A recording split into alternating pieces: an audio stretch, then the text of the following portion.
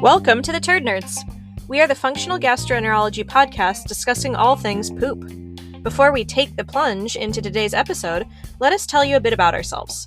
I'm Dr. Rebecca Sand, a naturopathic physician and acupuncturist, and I specialize in all things gastroenterology, hormones, and fertility. I'm Dr. Ami Kapadia, and I'm a medical doctor trained in family medicine and functional medicine with a special interest in gastrointestinal health, food and environmental allergies, and autoimmune disease. And I'm Dr. Ilana Gurvich, a naturopathic physician and acupuncturist who is board certified in naturopathic gastroenterology. I specialize in inflammatory bowel disease, IBS, and other functional digestive disorders. Let's jump into today's episode.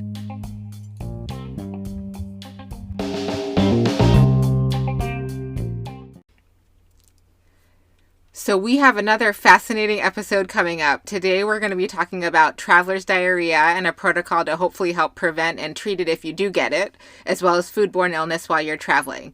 So Dr. Gurvich is going to lead us in this discussion. Hi, everybody. So let me give you a little history.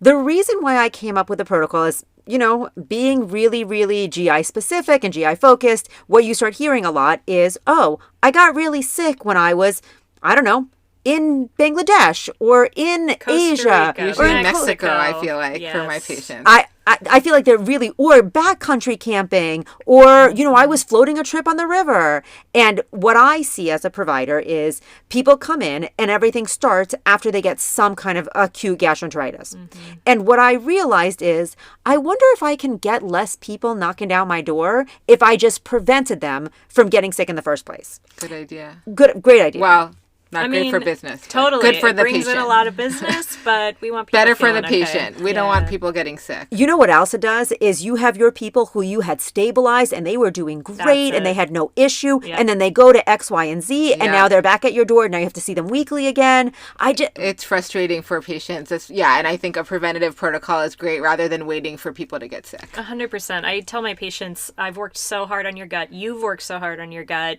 And I feel a little protective at this point. Yep. So let's just do some preventative measures. Yep. So then I started looking. Looking at what our mentors do. What did my mentor do, who's a gastro-specialized naturopath? What does the data say? What do we use best for prevention? And then what makes sense to help establish normal physiology within the GI? And I came up with a relatively simple protocol. And, you kind of tweak it as needed for patients. But I came up with a pretty simple protocol. So what are the basics of the protocol? Like, what are the things you're trying to address in prevention for people? So, I'm trying to prevent, or I'm trying to utilize the body's natural system for preventing foodborne illness, which happens to be enzymes. Enzymes are part of the structure of how your body naturally deals with prevention of foodborne illness or viral gastroenteritis.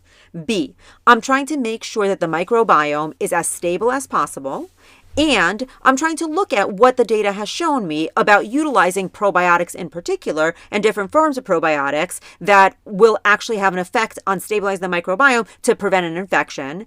And C, I'm trying to potentiate the body's natural immune response by, naturally what the body does is to prevent gastroenteritis is they have immunoglobulins. The immunoglobulins are within the GI tract. They're the things that will A, detect the viral gastroenteritis or the foodborne pathogens, and B, upregulate the immune system and to attack. And then from there, we can go and treat. So that's kind of the basis of my protocol. Are you giving this to anybody across the board, the same protocol, or do you sort of pick and choose elements of this depending on who you're treating? Generally, in my experience, I am more likely to use a protocol if you're traveling to a country that has drastically different diet and drastically different bacteria than what you have in your home country. And different filtration systems or lack thereof filtration systems or contamination with sewage water and food and such. That's like a no-brainer. Right. So I'm not necessarily putting people on this protocol if they're going to Western Europe. Canada, Western Europe. But I am putting people on this protocol if you go to, China. Mexico. I have a story when I decided before me and my husband got married, we went on what I call my pre-wedding honeymoon. And we bought, my brother-in-law gave us some tickets to Thailand first class. And so we flew to Thailand. And I never got a viral enteritis or a foodborne pathogen. What I got was slapped in the face, or actually slapped in the gut, with microbiome that was just so different from what I was used to that I had nonstop diarrhea. what I will say is if you're trying to fit into your wedding dress, dysentery will make it happen for sure. We do not condone that as an option, but It was not a comfortable, but I slid right into that wedding dress. oh no. And so I started playing around with these protocols. And, I've been at this right now for about 10 years, and I've tried a variety of different iterations of them.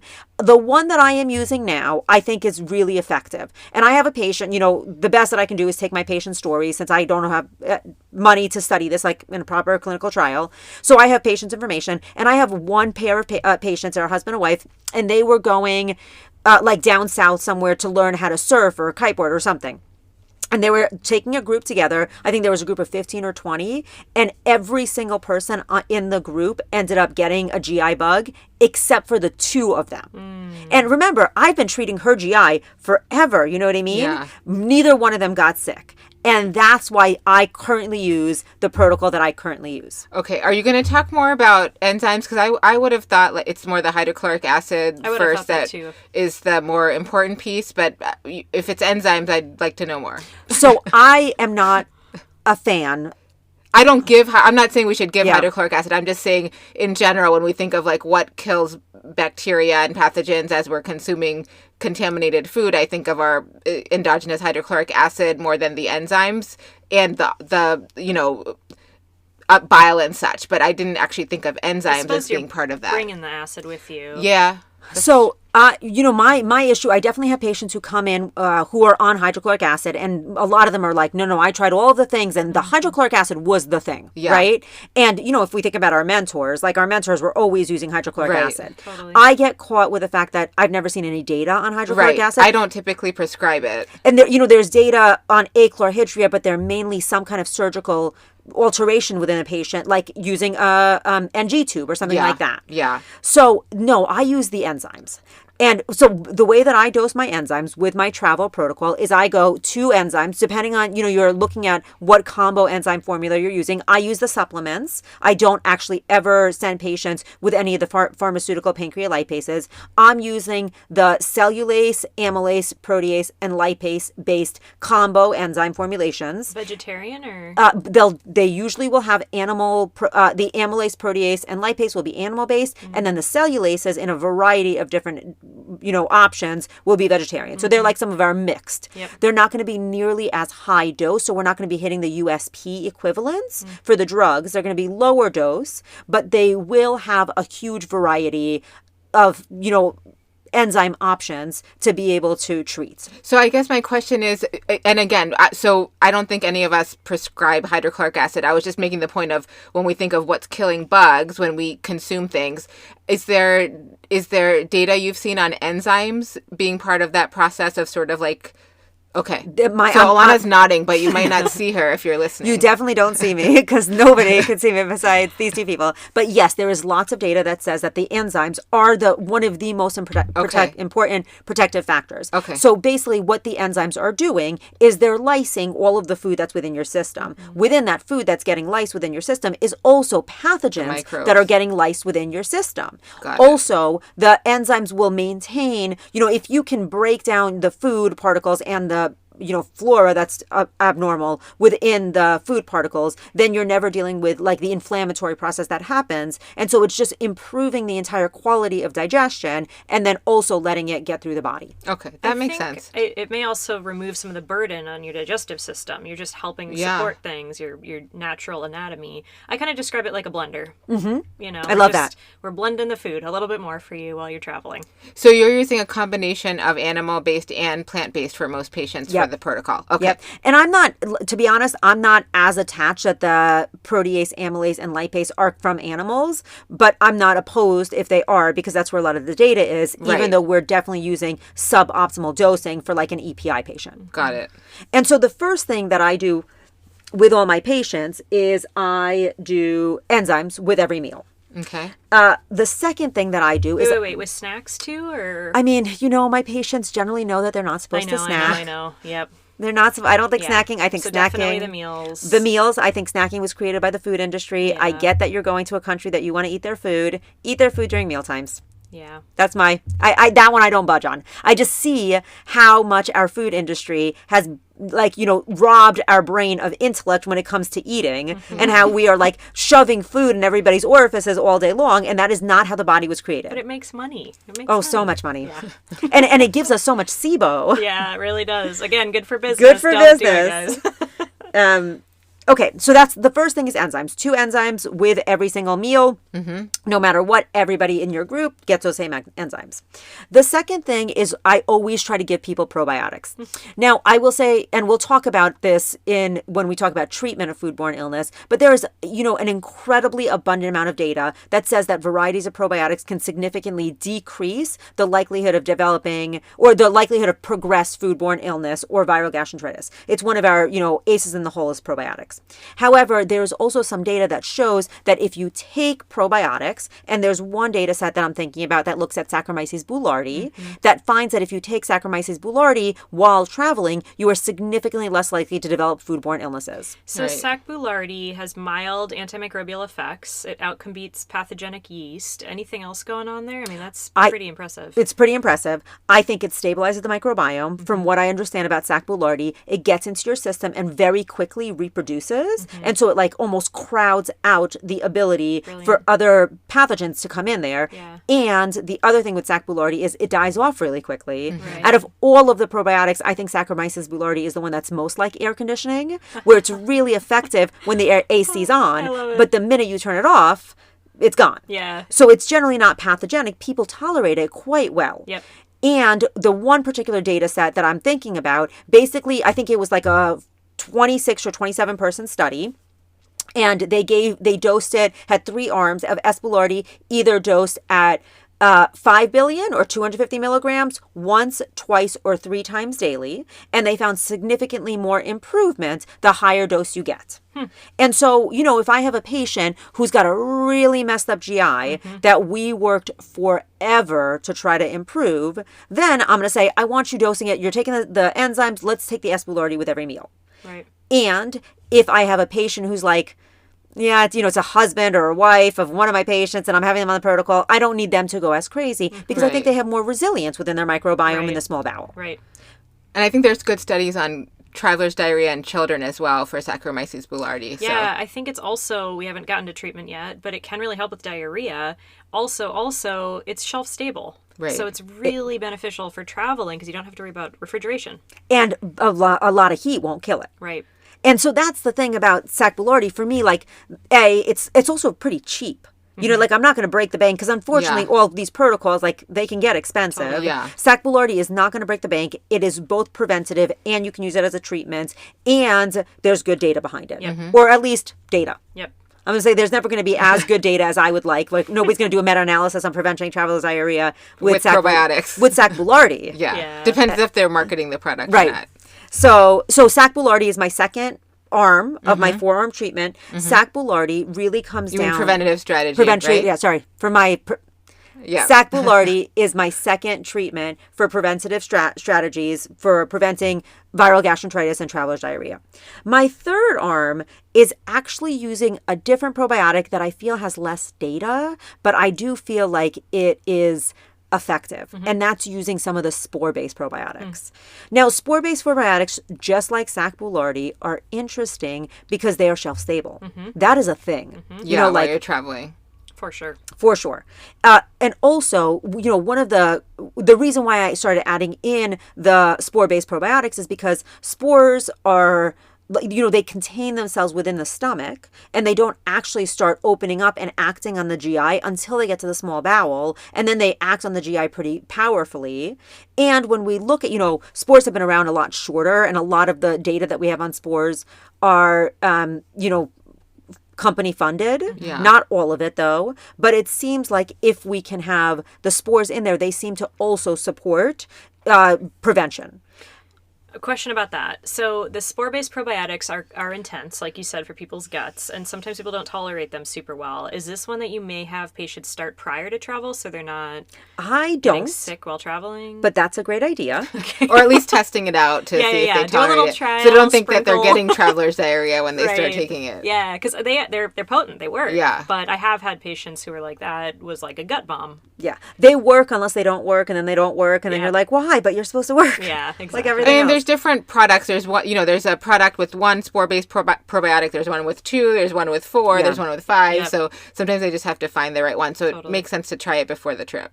So that for me, I feel like I'm not as aggressive with dosing the spore-based probiotics as I am with dosing like the Sac boulardii.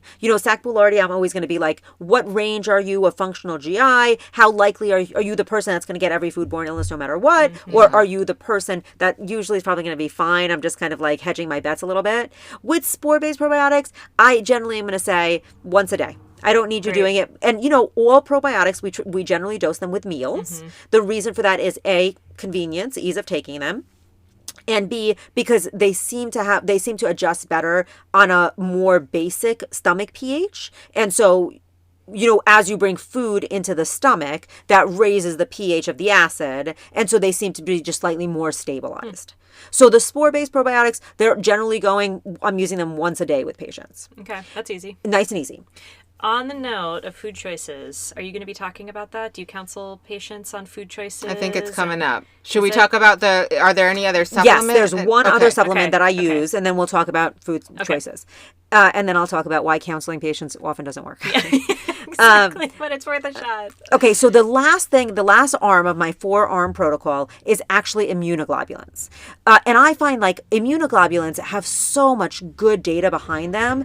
And also, it's a little bit of a duh.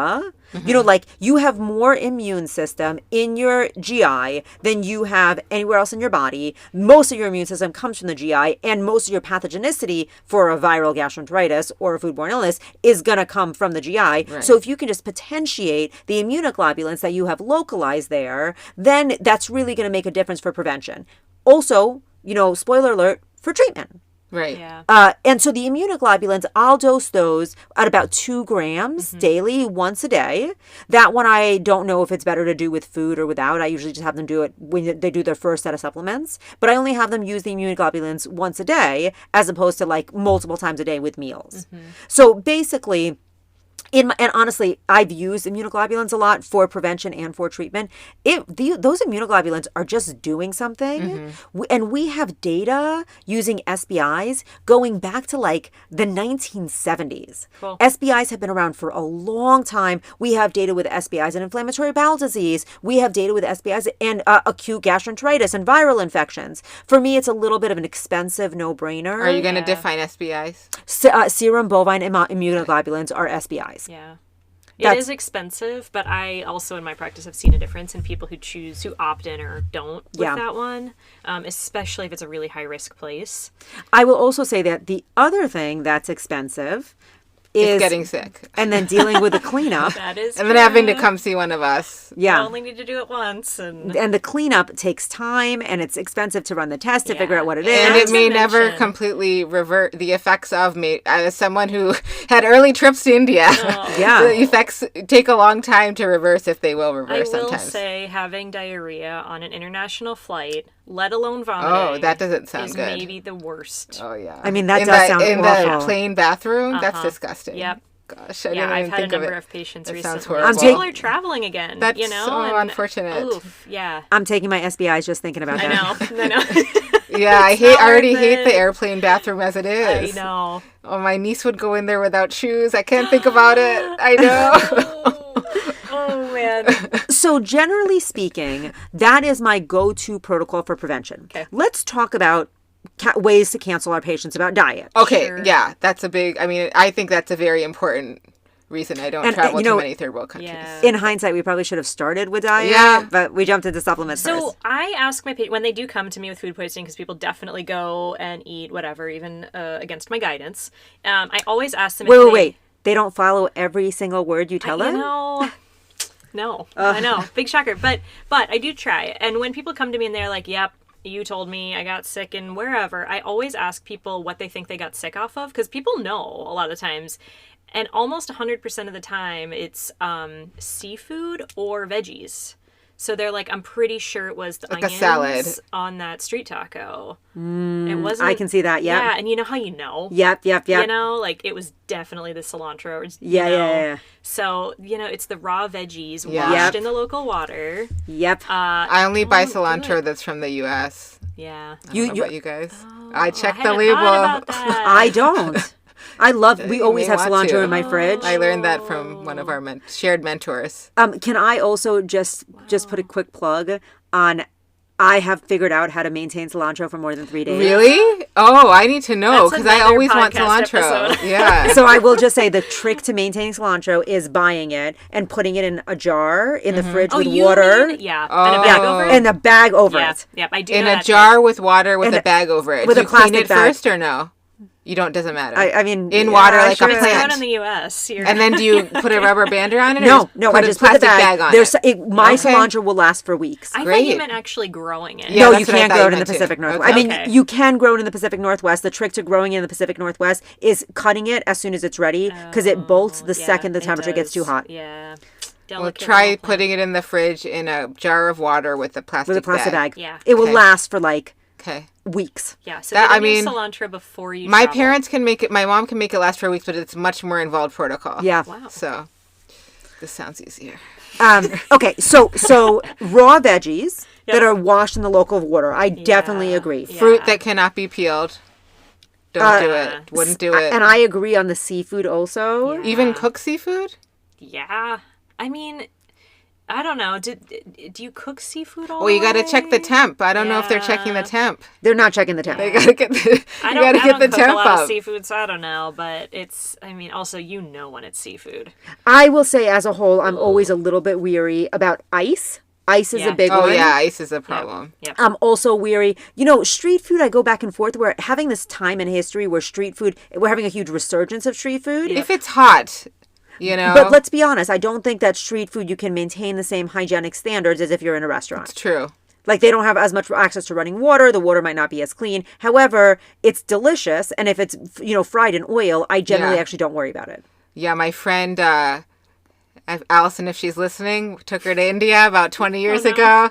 Told her don't do it. She got a mango lassi from this really unfortunate looking pot on the street, but she recovered quickly. Allison recovered. And quickly. that is the other thing. Like generally speaking, lots of people will recover quickly, Yeah, but you will. maybe not the people who are listening to this podcast because you're probably listening because you're not recovered. Yeah. You don't True. really care. You know, a true. healthy GI is a GI that you comes and goes. and talks to you when you're hungry Yeah. and talks to you when you have to poop, and the rest of the time you don't pay attention to it. Right. So you're not listening to Turd Nerds true. because you know what I mean. Like In your spare time. right. So probably if you're listening as a patient to this podcast, do the whole protocol and don't mess around. Yeah. And if you're not listening to this podcast, do whatever you want. Yeah, Eat true. your street food. Yeah. Okay, so did we? Yeah, and salads, obviously. Like, you Salads, don't want to yeah. eat No, just don't. raw salads. Yeah. Anything cooked, like in India, my aunt takes us to Sizzler.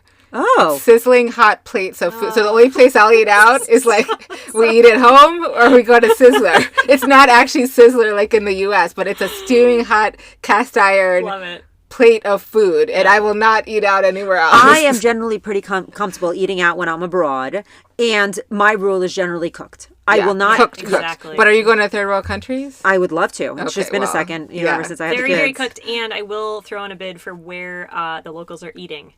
When I lived in China, that was essential. Don't go to the touristy places. I got really sick in China. Yeah, eat where the people are eating, and if you don't speak the language or don't know what to order, point to the bowl of something that everyone else is eating and eat that. That is a great trick. That is the Yep. trick. That is what you should do. I didn't get sick. yeah. I didn't get sick, so... I went to China. I taught English there for a Oh, bit. I didn't know that. I taught English there for a bit, and I got really, really sick when I was in China, and I was with a program. So they actually brought in an acupuncturist herbalist, and that was the first time I had ever been exposed to Chinese herbs Yeah. as a Wow. potential Yep. treatment. Yeah. And it was maybe the stupidest magic I've ever been exposed to. It worked? Oh my God, I was miserable. I was cramping. I Yeah. was nauseous. I felt like death. Like death would have Huh. been welcome. I felt so Yeah, bad. yeah. And I drank 2 rounds of the herbs. Yeah. And I was like 80% better. That's great. And then I was, fast forward many years later on my pre-wedding honeymoon with my husband. I was sick. I was having, we were in Chiang Mai. I was having terrible diarrhea. I found this again, acupuncture herb stand or this clinic, that kind of geared towards expats. Sounds a little shady. But They sell mango lassies. Basically, I made this commitment that I was like, if they can fix my GI, because I was in acupuncture school at the time, I was like, if they can fix my GI, you'd go to acupuncture school. I'm just going to dive into acupuncture. Wow. And they, within 12 hours, like we had met these people that we were traveling with, and they were like, oh, you look alive. That's great. I had an unfortunately different experience. Oh. I was in China for an acupuncture elective. Oh, cool. And 3 weeks in, not good. I don't know what. I think it was the eggplant, but the eggplant or was the cooked. microbiome in the country. It's possible, although I'm used to various Were you catered spices. to, or were you eating in restaurants? We were in a restaurant. And did they bring you to these restaurants, or were they? No, we found the restaurant. Unfortunately, and were there people in it or no? I don't remember That all is, this I mean, that detail. is a very good litmus test. I Were was there there for people? I know. I should have looked for You should've. people that were there living there. But there was a group of us. I freaked out. I went to the acupuncturist. I tried various things. I came home early. Wow. My dad said, I said, I'm coming home. I'm not sure what I'm doing here. Wow. Yeah. And you still don't do acupuncture? Then I went to see our shared mentor, and I still don't do acupuncture, but it's unclear what type of flukes I got at that point. And so you but went they to see our resolved. shared mentor, and then they put He you treated on me with various anti-parasitic medications. for years. It took years, if not decades, whatever I had. And you think it all started in China? I mean, I was okay before that, So, I mean, okay meaning I recovered from the hepatitis A and roundworm I had in India. As a kid, I had a decade or two, and then poor guy. so now my husband knows I go to India and Hawaii. Okay, we can keep going. So I think that is my protocol. Do you guys have Great. anything to add? I think that's a great protocol, and I should start using that instead of just thinking about why is everyone coming back from Mexico with bugs. So with my patients, so I need to start using this with more people. All of my people, the minute they tell me they're traveling, I'm like, Yeah. oh, I got a protocol. I got a protocol. And Yeah. I tell people, and for those who don't know, I was a wellness resident in the past, so I am familiar with this protocol and I have used it. But I tell my folks, like, after I fix their guts, if they go live your life, go enjoy pooping like a regular person and all of this. But if you are planning to go to any of these places, and or if you need to take antibiotics for any reason, you're in my office, we're chatting, because I'm protective over people's guts. Yep. Yeah, So I think that's a really those are the good point. rules. It's a really good point because we used to, we used to give people Cipro and Flagyl to take with them. Yep. Obviously Yeah. not. We are not wanting to do that. No. So this is a much better. I typically would give people herbal antimicrobials to keep with them, but I wasn't doing a preventative So we're strategy. going to discuss that, and we're going to discuss treatment. treatments of But viral sometimes I would gastroenteritis. just use that preventatively if we knew they did well on neem or berberine, or I would just have them take that during the trip because they're generally pretty benign if we know they tolerated it previously. And if they need malaria prophylaxis, I'll usually pick the one that's an antiparasitic instead of like an antibiotic. So there's that's another route. So I just or would like to Progranil. say, when I started my protocol, it literally, that was the beginning of it. I took a lot of the herbs that we use for treatment, and I noticed that I just did not, This is more comprehensive, obviously. And I also feel like it's a little bit more targeted towards prevention. Right, this is And better for prevention. I do think it's a nice gut boost. Yeah, it is all it's good, pretty. beneficial Yeah, we're stuff not for the killing gut. anything. Yeah. So So Okay. it's not hard for supporting. me to sell to patients. I'm like, yeah, you haven't been in a year. Let's just do some general good gut stuff and keep you safe while traveling. So patient story, you ready? Yep. Because this is what we do. It's all about the patient stories. So I had a patient who was traveling to Mexico. She was going to go twice in a month, once for work, where she was leading a group, and another time with her family. And so I had her. She's on and off. Her GI is a little bit annoying, but not bad. She's like, maybe I have a little something. And so I had her do the Mexico protocol, exactly this protocol. And she was like, oh my God, I felt so good. I've totally heard that too. My GI was the best it's been. And so we took that as a starting point. And when she came back into town after her second trip, Right. we were like, let's go one at a time. Let's see if we can find the Figure one out. thing that was making you feel better. Yeah. And for her, it turned out to be the SBIs. Ah. But it was that's the other thing. This is a really good reset. and protection. Totally. And then we can kind of move backwards and figure out what was working and why. Yeah. And the immunoglobulins are all bovine based? Just All bovine. Okay. Yeah, you can't So get if it. someone is strictly vegetarian or vegan, it could be It problematic. can't work. Yeah, I mean, colostrum, like basically SBIs. If they're is okay with basically- colostrum, So yeah. colostrum is serum bovine immunoglobulins. It's just not as concentrated, correct? No, I think it's the same product. Okay. Yeah, I think it's the same product. That's a good question. Yeah, I don't know. I'm almost positive that SBIs are colostrum. It's Okay. just marketed slightly differently in Okay. more medical terms. And I think there's a prescription version. There is a prescription pharmaceutical. Yeah. Oh, we don't need to talk about it. Yeah, but I mean, we can use the supplement version. I will also say that from a financial standpoint, the supplement is just significantly more right, affordable. and you don't have to go through an approval. I'm not clear on what it's approved for and Yeah, such, that's a really but good point. yeah. But there is, I mean, Crohn's disease is the only thing I've ever Okay. seen. Yeah. So that's what I use. Should we do a recap? Who's going to do a recap? Yeah, let's do a recap, and then we're obviously going to have a part 2 on what to do when you do If get you get sick. sick. If you get sick. So my takeaways here are enzymes. So right at the gate when things come in, help blend it up. A couple probiotics we want to add in, and all shelf-stable ones, which is great. We want a spore-based and Sac boulardii. And then, attempt maybe to counsel your patients. SBIs. And then SBIs. Yep. Yeah. Tell your patients what not to eat. Yeah. Okay, now While you they're guys, traveling. now that you guys have this information, go and travel. Yeah, enjoy and tell us Or about your not. trips. Or not. Yeah. All right. See you later. The following discussion is for educational purposes only and not intended to diagnose or treat any diseases or conditions. Please consult your doctor before incorporating any of this information into your care. The information presented on this podcast is not medical advice. Thanks for joining us today. Stay tuned. We release episodes every 2 weeks. If you like this episode, please subscribe and don't forget to rate and review us to help spread the Turd Nerd word.